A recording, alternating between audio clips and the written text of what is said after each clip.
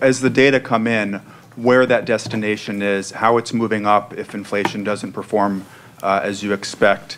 We believe that we need to raise our policy stance overall to a level that is restrictive. And by that I mean is meaningfully putting meaningful downward pressure on inflation.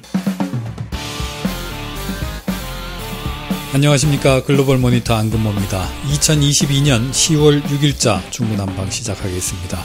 전저점을 뚫는 하락장에서 굉장히 중요한 악재 역할을 했던 게 바로 영국발 금리 발작이었죠. 발작의 촉매가 됐던 게 영국 새 정부의 대대적인 감세 계획이었는데 이 부분에 있어서 반전이 있었습니다. 문제가 해결은 됐다고는 전혀 볼 수가 없을 것 같고요. 전혀? 네, 제가 볼 때는 지금 총리나 재무장관이나 전혀 심각성을 아직도 인지하지 못하고 있는 게 아닌가 그런 생각이 들 정도로. 어떤 점에서 그렇습니까? 감세 정책 철회라고 하지만 엄밀히 말하면 철회는 아니고요. 45%라고 최고소득층에게만 적용하는 세율이 있었는데 그걸 폐지하려고 했다가 부자 감세라는 비난의 표적이 그거 하나의 표적이 이제 몰리니까 없는 일로 하겠다라고 한 것밖에 없거든요. 하지만 나머지 소득세 인하나 법인세 인상 철회나 이런 거는 아직 그대로 다 살아 있습니다. 그럼 우리가 영국 새 정부의 감세 계획 철회 이렇게 표현하면 틀린 거네요? 틀린 거죠. 비중이 어떻게 되는 거예요? 전체 감세로 인한 연간 재정 비용이 450억 파운드. 향후 5년으로 치면은 뭐 2,200억 파운드. 그러니까 연간으로 하면 450억 파운드 정도 되는 거에서 20억 파운드 없는 일로 하겠다. 그럼 430억 파운드 감세는 그대로 계획이 살아있는 거네요. 지금 현재 봐서는 트러스 총리가 물러설 만한 조짐이 전혀 안 보이는 거죠. 어제 놀랐던 게 정부가 국민들한테 세금을 걷는 것 자체를 약간 죄악시하는 뭐 세금 인하는 할 수도 있는데 재정에 이제 균형을 맞추려면 지출도 줄여야 되거든요. 감세는 항꾸러미를 발표를 했는데 돈도 더 쓰겠다고 해놨기 때문에 감세한다고 잘못된 게 아니라 감세는 하면서 돈은 더 쓰겠다고 하니까 이건 결론은 뭐냐면 빚이 이제 이중으로 늘겠죠. 감세도 조세 지출이라고 표현하긴 하는데 감세를 통해서 이제 수입이 또 줄어드니까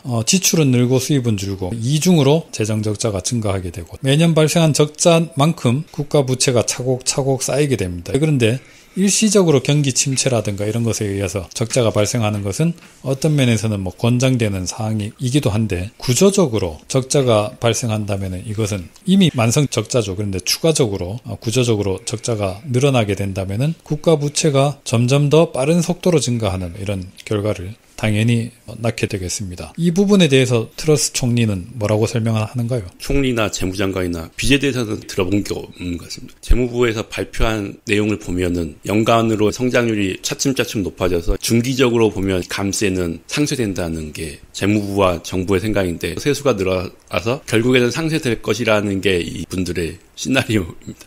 지금 재정 적자를 어마어마하게 늘리는 구도로 가는 측면에서는 트러스 총리가 레이거노믹스를 아주 제대로 사사했다 뭐 이렇게도 볼 수 있겠는데 어쨌든 채권 시장으로서는 받아들일 수 없는 그런 문제입니다. 만약 영국 정부의 스탠스가 안 바뀌고 계속하면 이건 조만간 다시 발작이 일어날 수도 있겠다고 뭐 전 그런 생각이 듭니다. 지금 영국 국채 시장이 최고세율 감세 계획 철회 이것을 받아들여주는 분위기는 전혀 아니란 얘기죠. 뭐 후퇴를 할 수도 있겠구나라는 생각이 들어서 일단 받아들여준 거지 근본적으로 기조가 달라진 건 아니거든요. 특히 또 한 가지 주목할 거는 영란은행이 지난주에 수요일에 발표할 때는 필요한 만큼 사겠다고 시작하면서 개입에 나섰는데 그 이후에 산 실적을 보면은 최대 한도에 한 10% 좀 넘는 물량만 사고 있습니다. 개입하는 신용만 하고 있었는데 지난 이틀 동안은 아예 안 샀습니다. 사후적으로 보면은 필요한 만큼 사겠다.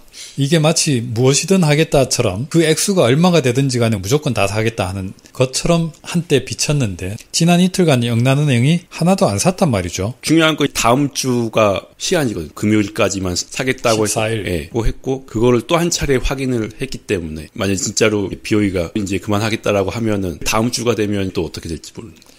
이번에 영란은행의 이른바 낫QE 라고 우리가 이제 계속 별명을 붙였던 국제시장 매수 개입을 보면 굉장히 흥미롭고 주목할 만한 것들이 관찰이 됩니다. 영란은행은 지난 이틀 동안에는 아예 대놓고 약간 말한 것 같습니다. 우리는 사고 안 날 정도로만 하고 싶고 되도록이면 끝내고 싶다는 걸 계속 신호로 주고 있는데 되도록이면 하고 싶지 않겠죠. 당연히 하고 싶지 않은 거고 정부가 매우 원망스러울 텐데 하지만 중앙은행이 재정정책에 대해서 공개적으로 비판할 수는 없거든요. 중앙은행은 재정정책이 주어지면은 그대로 하는 게 목표이지만 우려되는 거는 정부는 정부대로 노선을 바꾸지 않고 중앙은행은 최소한의 개입만 하다가 시장이 갑자기 뭔가 폭발하듯이 터져버리는 경우가 생기면은 최악의 시나리오로 가는 거죠. 저는 개인적으로는 14일 시한으로 되어 있는 국채시장 개입이 심지어는 무기한으로 연장될 수는 있다고 봅니다. 그런데 연장 그 자체를 부정적으로 볼 필요는 없을 거라고 보고요. 결국 레이건 행정부 당시에 폴 볼커 연준 의장이 살인적인 수준으로 금리를 엄청나게 많이 올렸는데 그렇게 올리게 된 배경이 물론 아주 적극적이고 공격적인 인플레 파이팅이었죠. 그런데 그 인플레 파이팅이 왜 그렇게까지 강도를 높일 수밖에 없었던가 하면은 그 당시에 레이건 행정부의 재정정책은 팽창정책이었습니다. 중앙은행은 인플레이션 파이팅을 하고 있는데 정부는 대대적인 감세, 그 다음에 군비 확장을 중심으로 한 대대적인 재정 지출, 양쪽으로 엄청나게 재정 적자를 냈죠. 그래서 그 적자만큼 국채시장에 나와서 돈을 빌려야 했습니다. 거기에 대해서 미국 중앙은행은 아주 공격적인 금리 인상을 통해서 달러를 어마어마하게 끌어올렸죠. 흐지부지하게 대응했다면 아마 달러는 추락했을 수도 있을 겁니다. 그 달러가 더 이상 추락하지 않도록 고육지책으로 등판한 구원투수가 바로 폴 볼커였죠. 강력한 긴축 정책을 통해서 달러 자체도 아주 살인적으로 끌어올렸죠. 금리를 이제 끌어올림으로써 그렇게 만들었습니다. 결국 영란은행이 대응할 수 있는 교과서적인 방법은 그거라고 봅니다. 트러스 총리가 금리를 불문하고 나머지 재정 계획을 그대로 고수해서 강행하겠다면은 영란은행은 아마도 당초에 계획했던 것보다 훨씬 더 강한 긴축 정책을 펼치면서 한편으로는 그 과정에서 국채 시장이 부러져서 시스템이 붕괴되는 일은 없도록 별도로 국채 매입이라든가 여타 금융 안정 조치를 취하는 길로 가야 할 텐데 초고강도 긴축 정책이 계속되는 한에는 또 한편으로는 굉장히 역설적으로 국채를 매입하는 금융 안정 정책이 병행돼야 하지 않겠는가 하는 생각이 듭니다. 어쨌든 영국의 운명은 파운드화가 그날 매일마다 또는 매 순간 시간마다 계속해서 방향을 가리킬 거라고 저는 생각합니다. 영국은 대규모의 경상수지 적자, 대규모의 재정 적자를 만성적으로 일으키는 심각한 불균형의 경제라는 점이 결정적인 약점입니다. 외국인이 영국 국채를 사주지 않으면 영국의 금융 시스템, 그 다음에 경제적 균형은 무너지고 말고 화폐 가치에도 심각한 타격이 미쳐지겠죠. 이 정치인이라는 게 특히 이제 막 집권한 정치인이 자신의 어떤 정치적 포부를 금융시장이 좀 흔든다고 해서 함부로 버리지는 않습니다. 그럼에도 불구하고 버렸던 대표적인 케이스가 빌 클린턴이죠. 자, 영국은 어떻게 될지 그 판가름이 나는데 시간이 많이 안 걸릴 수도 있겠습니다. I'm driven in this mission by my firm belief in the British people.